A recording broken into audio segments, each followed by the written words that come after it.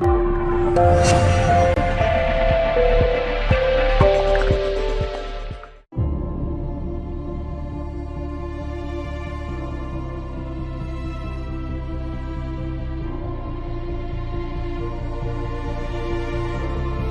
you had every wish granted in your life without limits, what would you be doing? Who do you need to become to live that life? Picture it clearly. How's your physical health, your peak energy and physical strength?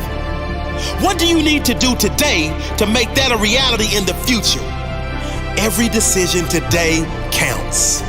And think about this for a moment. Really take it in. Every decision and every action you take in your life matters. It matters, even when you don't see immediate results. If every day, from this moment forward, you commit to training and eating exactly how a professional fitness athlete would do, and do that every day with commitment and discipline, do you think within a short space of time, you could achieve insane physical health, energy, and the greatest body of your life? Of course, because every action compounds. Every decision you make in every area of your life adds up. Every training session goes in the bank. Every meal goes in the bank. And that compounds to give you either a powerful result or a debt. You get a financial debt if you spend more than you earn. You get a physical debt if you don't train your body to grow stronger. You get an emotional debt if you don't expand your mind, if you don't practice gratitude, if you don't go after what you really want in life. I don't know about you, but I don't want debt in any area of my life. I want compound interest to grow. I want every single action I take today to add up in a positive way tomorrow, in a way I'm proud of for many tomorrows. I want to look back and be able to say with certainty and truth, I made it here because of my decisions. I made it because of my mental strength. Because I worked even when I didn't feel like it. Because I sacrificed even when no one else did. Because I never gave up even when no one believed in me. I believed it would add up, and it did add up. I want to live to see the day when someone will say to me, "You inspired me. I saw you refuse to give up, and now that inspires me to never give up." Screw who you were yesterday. That person is gone. What are you going to do today? And who will you become tomorrow?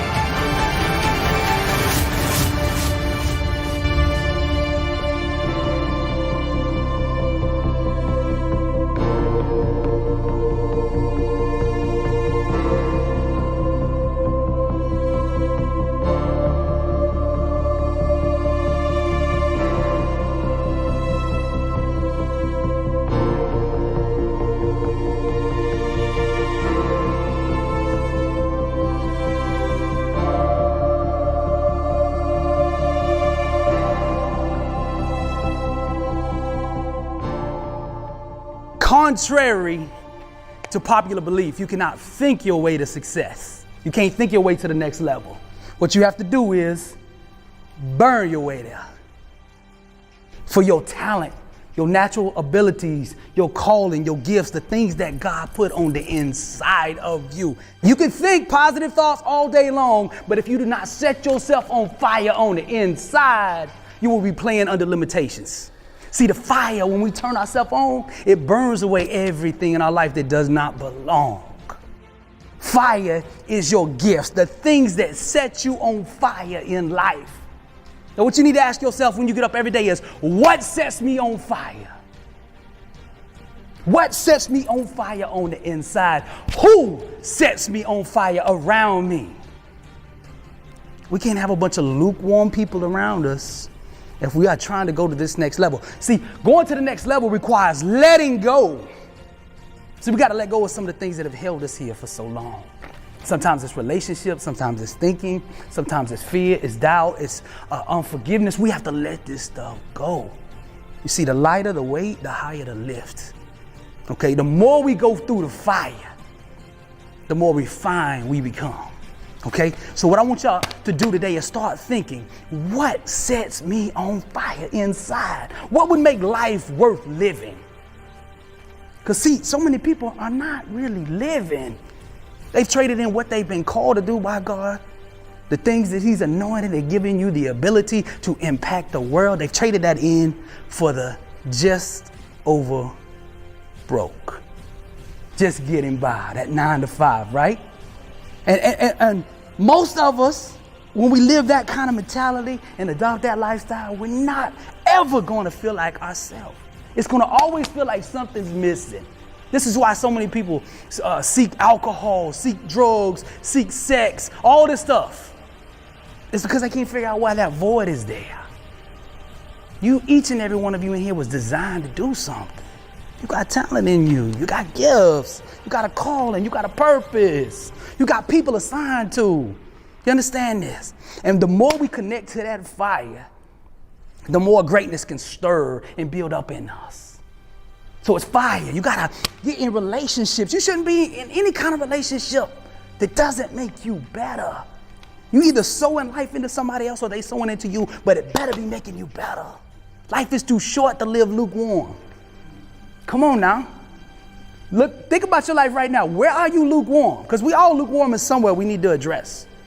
And see, today we're going to expose that. We're going to let God show us, what we need to improve on and where we need to allocate our focus so that we can do what he has called us to do. I got to get every single one of you in this room doing what you were designed to do. Now, you might not understand how doing what you were designed to do will take you to the next level. We just have to believe and trust God. See, when we doubt God with our identity, it puts us in a disempowering state. It's like we say, we know our life better than you know it. That don't happen. Come on now. We're in a state of chaos and confusion when we're functioning with that mindset. We have to understand that we are wonderfully and perfectly made. Each and one of you in here is beautiful, strong, and amazing. Now, regardless of what the world has told you, because I'm sure the world doesn't tell you that, or at least not on a consistent basis, it's probably the opposite. You're not equipped, you don't have the resources, you don't come from the right background, you don't have the right color, you're not tall enough, short enough, fat enough, skinny enough, something, right? That's not who God designed you to be. You are amazing. Now, when you tap into this fire, you begin to initiate the opening of doors, the breakthroughs, the things that you need to come to you to do what he has put in you to build here on earth. Ooh, there's no greatness. There's no next level without truth. See, you can only go as high as the truth is on the inside of you. In church, we say amen, right? At the end of things, we say amen, right? That really means truth. When you hear that word amen, that's truth. That's what original of that word comes from, is truth. Now, if we want to go to that next level, we need a whole lot of truth in us. Anybody say truth? Okay, because truth is the couture for greatness. I know you heard it on the videos. Truth is the couture for greatness. Every day you need to get up and drape yourself down in it. You can't be anything but your truth if you want to go to that next level. I tried it. I rapped for 17 years, which we'll talk about in a minute. But I was living in a split world of half truth and half lies. And when you live like this, the world will tear you apart. To go to the next level, you got to be consolidated, bought in, all united in truth. Now, truth is the authenticity of who you really are. How much of you are you willing to show the world? The real you. See, that's why I set this setting like this. We can be vulnerable in here, authentic in here, real in here. Therefore, success can come. Be invited in here, because these are the things that draw success. You think of the greats. They were bold, flaws and all, but they owned it. Come on. We know we're not perfect. Nobody wants that kind of perfect.